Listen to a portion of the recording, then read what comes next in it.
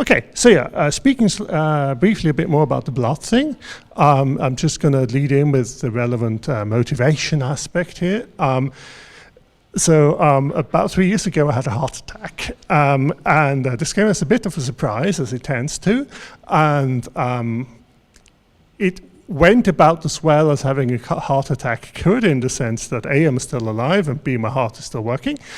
And during the course of this heart attack, I found out that my blood type was O negative. I thought it was a really random blood type, but it's actually the really good, useful blood that can be used, universal donor blood that can be used for everyone. And so I was like, oh yeah, I should give blood. So I went to the blood donation people, and they were like, yeah, you had a heart attack. We are not going to take your blood. It's too risky. So instead, I've decided to try and convince everyone else to give blood instead. So the way this works is basically you turn up to the blood donation place, and they give you a long medical questionnaire to make sure that you can give blood. They're very careful. They do not want to hurt you.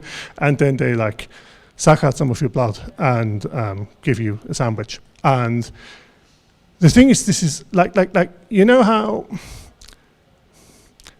The thing which I really like about the idea, despite the fact that I'm not allowed to do it, is that it's just an unequivocally nice and good and useful thing to do. You're just giving blood for free to someone, and this will help someone else with their health.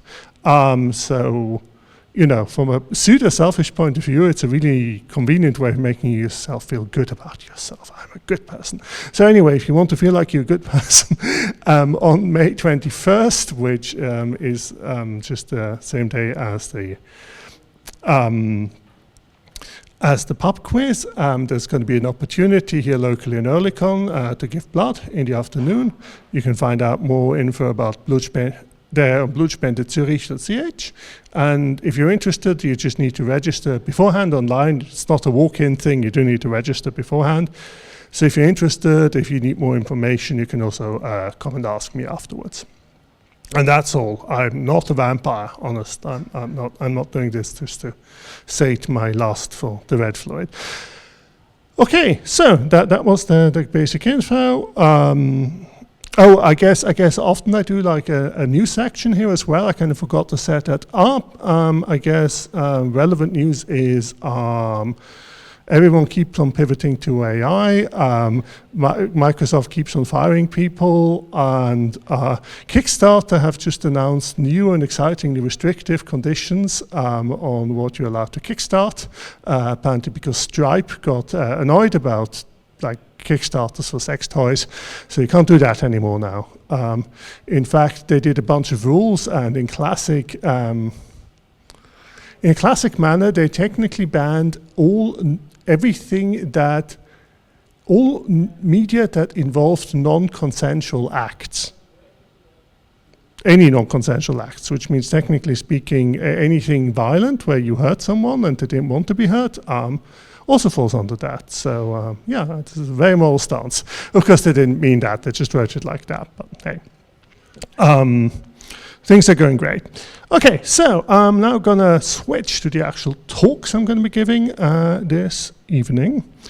So this is a slightly different format, and I just want to try and explain the context here a little bit. I'm going to give 2 short talks, which I'm going to title Alternate Perspectives. I'm intentionally, with both of these, kind of saying the way that we think we should be doing things is wrong. It's not that I think these perspectives are right. I'm also not saying that they're wrong. This is basically me expressing my own doubts and thoughts about but maybe we're doing it the wrong way, So the point is, you listen to this, it gives you an interesting alternate viewpoint. It gives you something to think about. Don't dismiss it out of hand. But I'm not here to tell you, oh yeah, you should do exactly this. I'm just here to tell you this is another way of looking at it, and maybe keep that in mind. Okay, so talk number 1, against planning in game design. Yes, Niels?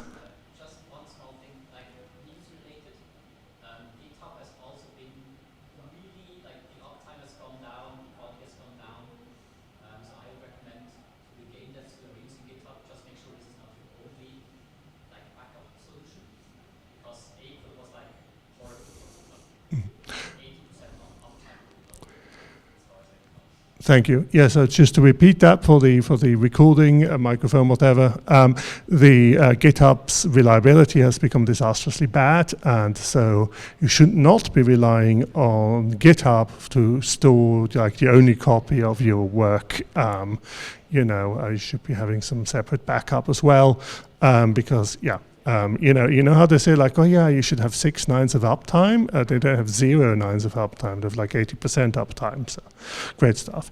Also, don't switch to GitLab, because GitLab has just announced a really obvious move that they're going to go all in on AI and replace all of their processes with AI, which is what's causing GitHub to have really low uptime. So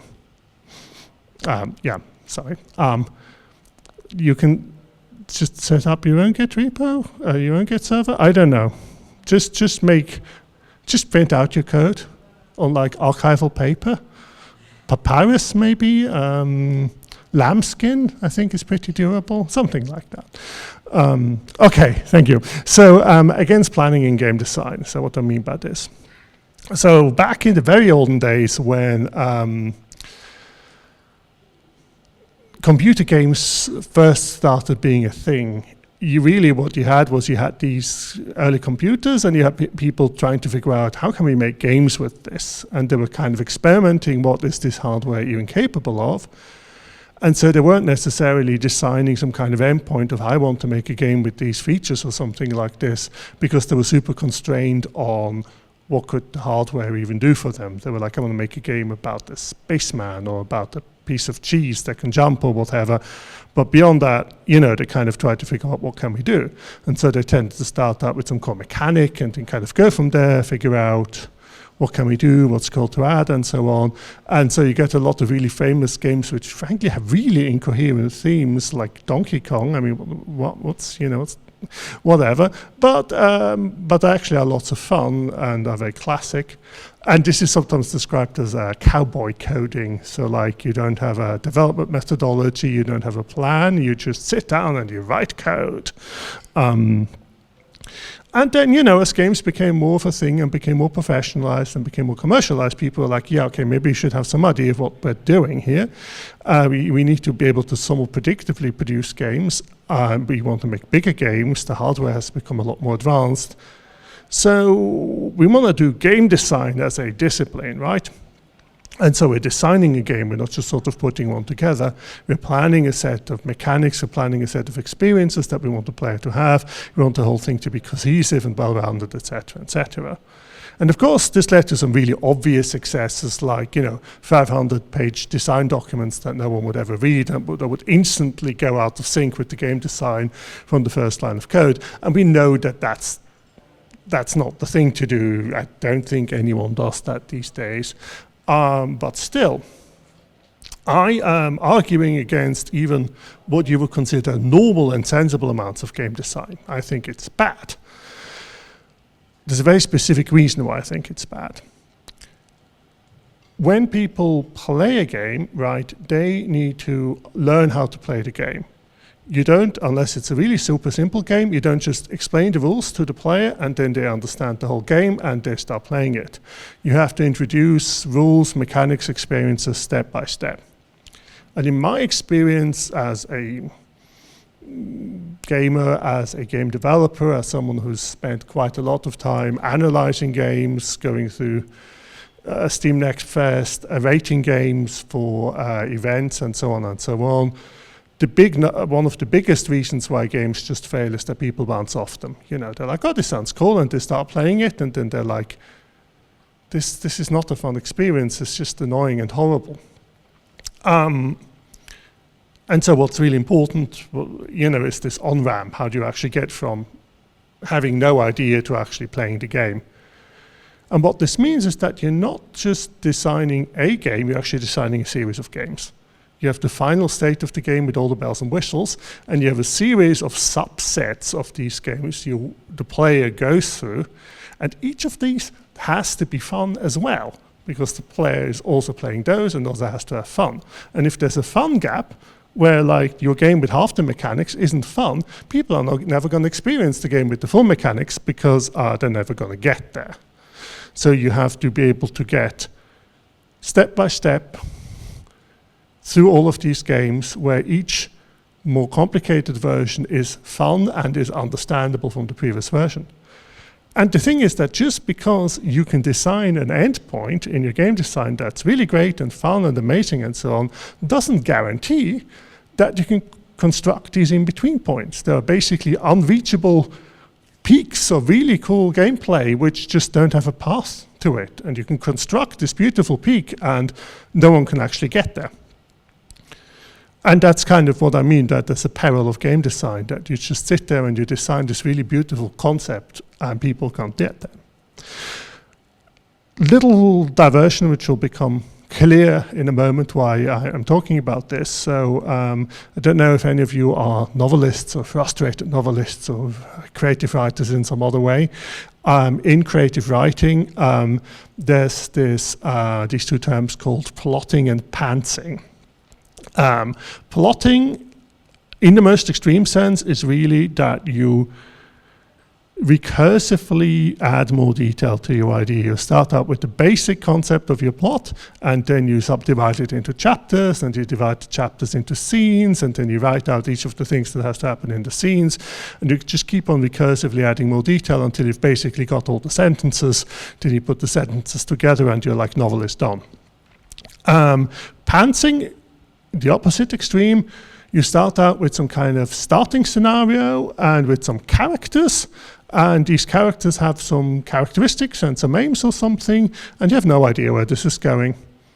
Like, there's 7 people on an airship, 3 of them want to kill the other 4, one of them is a squirrel, go.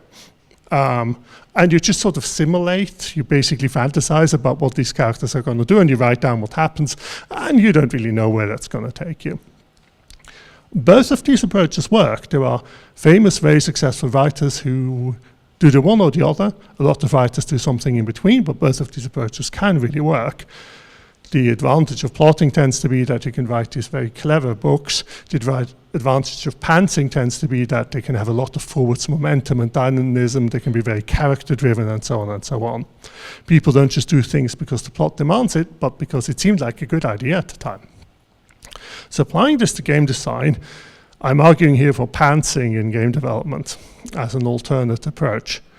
What you do is you start out with a core experience, core mechanical experience that's already fun. Just the first thing that the player does, they're having fun. You know, let's say you're just walking around and jumping on boxes. And then you try adding a mechanic, you try adding a grappling hook, and you're like, is this grappling hook fun? If it's not fun, then maybe you try to tweak it and make it fun, and if it's still not fun, you just throw it away and you try adding a jetpack instead, or a gun, or something slightly more creative, ideally. And then you just keep on introducing stuff. You just keep on adding features or aspects to it, and you always go like, well, is this fun to play? Is it adding fun? And if so, then cool, let's keep it, and otherwise let's not keep it. And then at the end, you've added a bunch of stuff until you've kind of run out of good ideas or whatever, and then you introduce these gameplay elements to the player in the final version in the order that you developed them. So if you add a jetpack first and then a gun, then the player is going to first encounter the jetpack and then the gun, and not in the other way. And the point is that because you made sure that the game was fun at every stage during development, it's going to be still fun when the player goes through the same steps in the journey through the game. And so the point here is very much that if you have an endpoint in mind of the game is going to look like this, it's going to have these features, it's going to be this experience, then you kind of have a tyranny of that endpoint. You're constricting yourself to be working towards that endpoint, even if the gameplay terrain you're going through is actually god-awful, and you're like, no, but I want to get there. And you should actually be going, yeah, but this isn't fun. Let's go somewhere else. So yeah, that's one piece of advice. You should don't make a game design document, not even a short one. Don't think about what your game is going to look like when it's done. Just add features and see if they're fun. And then figure out some weird way of packaging it up afterwards. You know, you can figure something out. You know, Pac-Man did it. Donkey Kong makes no sense, whatever. These are classics. Okay, so yeah, that's one piece of counter talk about how do you make a game, and the other one is going to be about marketing. So this is slightly in response to Andre's talk last month, where he gave us a very good talk about how to do marketing, and I actually agree with Andre's talk. But this is basically the talk where I talk about my doubts about the proper way of doing things, where I'm talking about like, well, yeah, but maybe we're doing it wrong. And I want to talk a bit about why I think we might be doing it wrong, or at least why that the standard way of doing the marketing thing might not be the only way.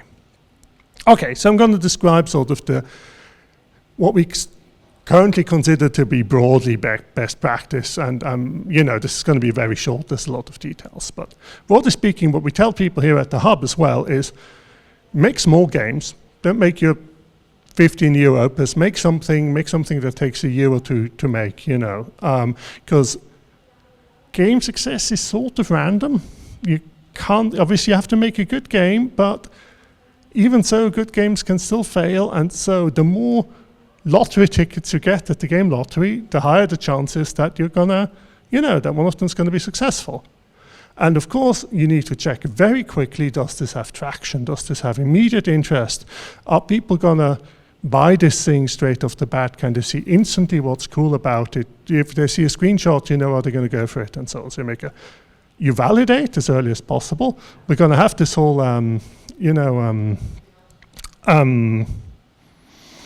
what's it called, this whole boot camp, which is kind of saying, do really early validation. Make sure at the end of your boot camp, you're meant to have a validated game idea at a minimum. So validate your small game, and then develop the game, and you put up a Steam page as soon as you have screenshots that look plausible, and you think you'll be done within like a year or something.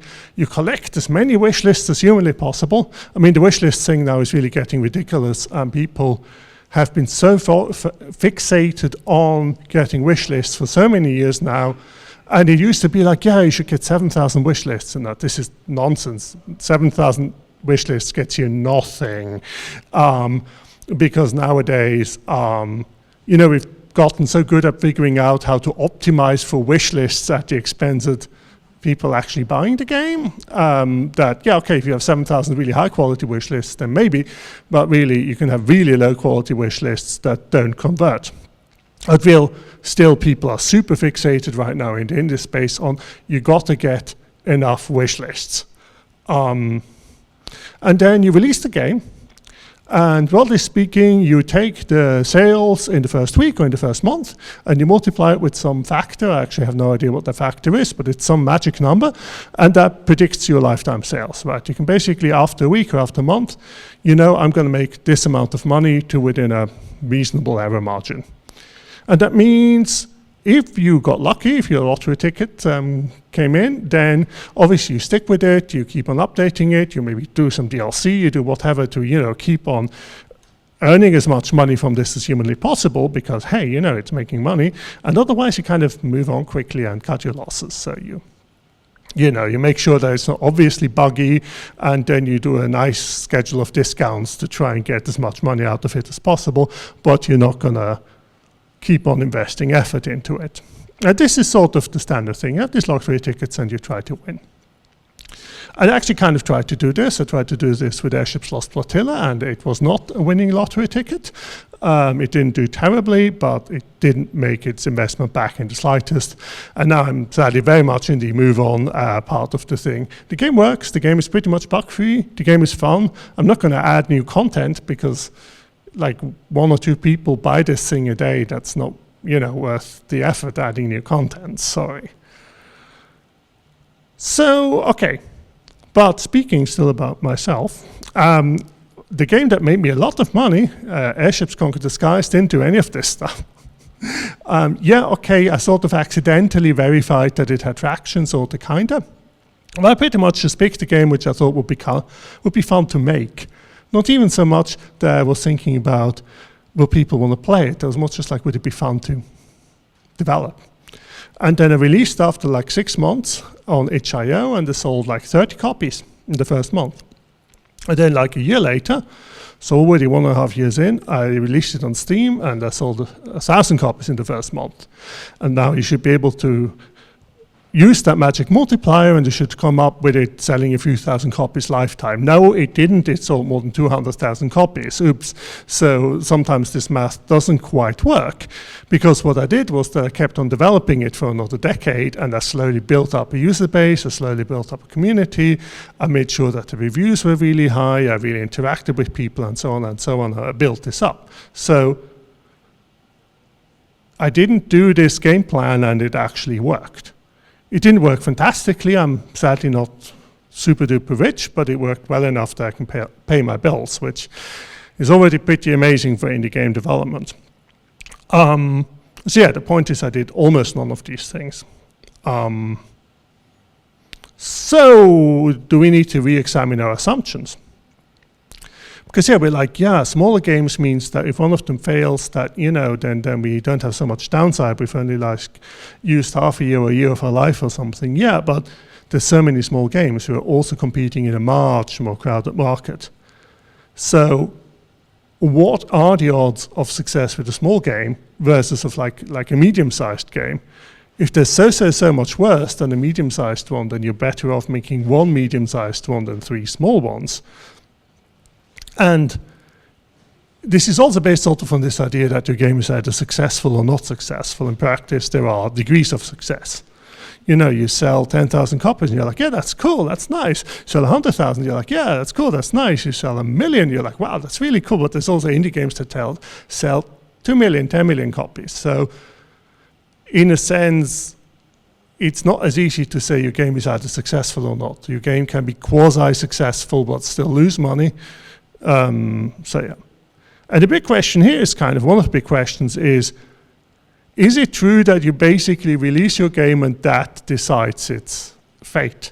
Or can you build an audience after launch? Can you just start making a game and then keep on developing it?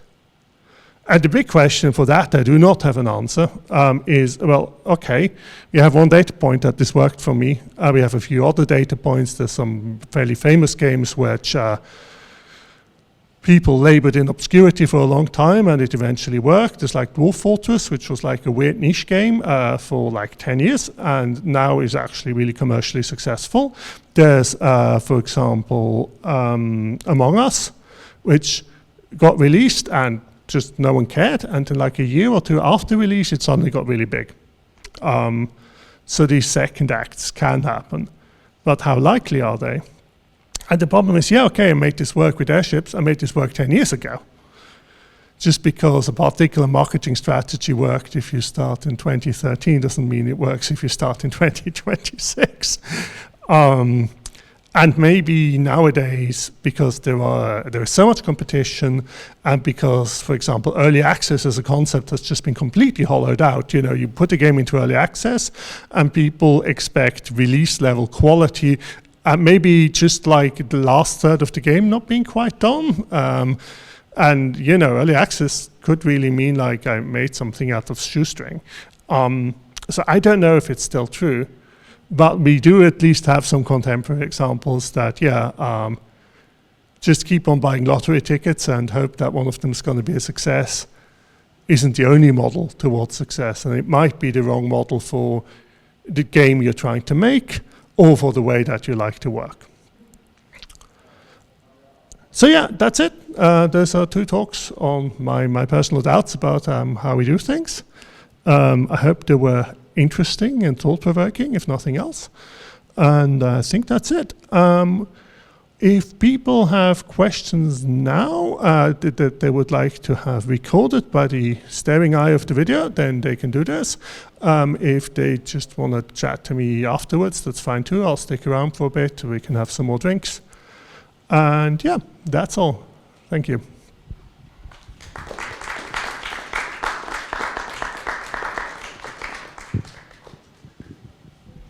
Do we have questions? Yes, Niels. Microphone. Test, yes. So my intuition would be that this works, I mean, if it still works, it works really well for like survival buildy type games where lots of systems have to interact, right? Like Necess, I think, is another example that slowly grew and then peaked. Would you agree that these are the genres that this is most fit for? That definitely sounds correct to me, yeah. I mean, the more mechanics-driven your game is, the more it's kind of a toy rather than a game, the more it doesn't super duper matter when people get to it. You know, it's not like you can spoil the story or something. So if you make a toy and keep on making the toy better, then people can pick up the toy whenever. Also with airships, you know, the graphics looked outdated when it got released 12 years ago and now look even more outdated. Again, that doesn't super matter. And on the flip side, of course, the worst possible candidate for this sort of thing would be like a purely narrative game with cutting-edge graphics. You know, it's people are going to play it through and then leave. You said that you wonder how many games succeed later, right? There's actually an article from How to Market a Game guy who did that. I just looked it up. Like in 2024, there were like only 28 games which eventually grew. So it's a strategy, but I'm not sure. Like the odds are really, really, really small. Just as a number. Thank you, that's really interesting. I mean, I guess you would need the other, maybe harder to acquire number for context, how many games did the sort of make small game have on release strategy and succeeded, but still, yeah. Yeah, I think it's also very black and white as you presented it today, which you did on purpose. Absolutely, that was intentional. You know, I wanted with both of the talks, I wanted to give you the extreme other end of the viewpoint. Yeah, and I think actually, like, my company wouldn't exist if I made small games. We always made a project. We worked 3, 4, 5. One of them was even 6 years on one project and made it work. Of course, we could only do that because we had financial means to do that. And I think it is a recipe for success. And I was laughing with Joep Hang just now to the left of me when you presented the game design document. I remember in 2012, we got together as a team and made a 50-page game design document. And the end product we launched in 2020 didn't have more than 20% of those features. But in the end, we did develop a game and we iterated and we learned throughout the process. And it was not a 3 months process, it was not a 12 months process. We really worked on this and made a final product that actually could be sold. And it was relatively successful. And then we learned from that and made this new game. Anyway, the point is that the truth is somewhere in the middle. Both tactics can work, but like you said, 26 games made it from shit to hero. And we're releasing every day 80 games on Steam. 80 games. So, yeah. I think the best way to make money in this business is make something really, really good. And if it takes you 3 months to do that, good on you, you're a hero. But most people need more time. So that would be my point.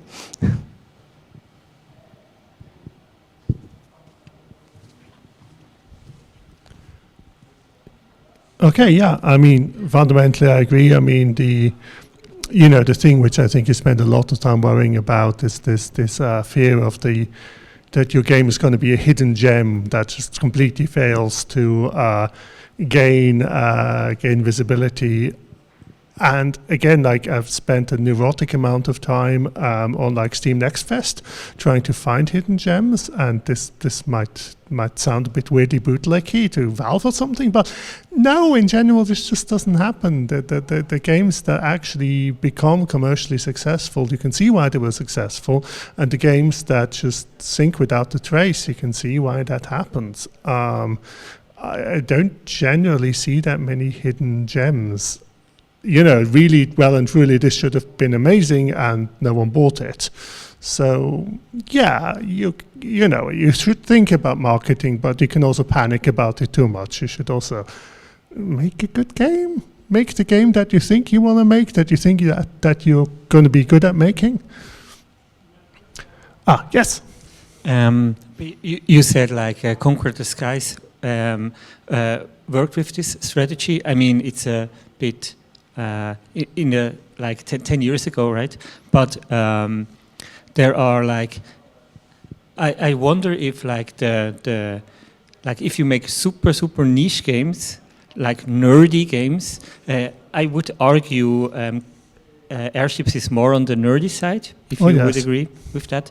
And on Steam, I see sometimes like super nerdy, deep simulation, only ASCII graphics games, and they have like, I don't know, 2,000, 4,000 reviews. So maybe these super nerdy games, which are like developed over 5 years, 10 years, are more likely to be viable in this strategy where you just add depth, and sometimes 10 years later a Caves of Cut comes out. Yeah, I agree. I think that makes sense with if you have a sufficiently nerdy game, then to some degree your game is kind of the only game in town, like if you want to play some kind of roguelike or something, congratulations, that's 100,000 roguelikes on Steam, pick one. But if you want to play something like Caves of Cod, then that's a really, really very specific kind of roguelike, and there's maybe 2 or 3 other games that kind of do that. So yeah, I agree. If you make something where you think there's an audience, but it's a very nerdy audience, and they're gonna, as long as you give them what they want, you can really take your time. Okay. If Alice was here, she would tell us to make horse games at this point. So I'm just going to say it for her. Okay, that's all. Thank you.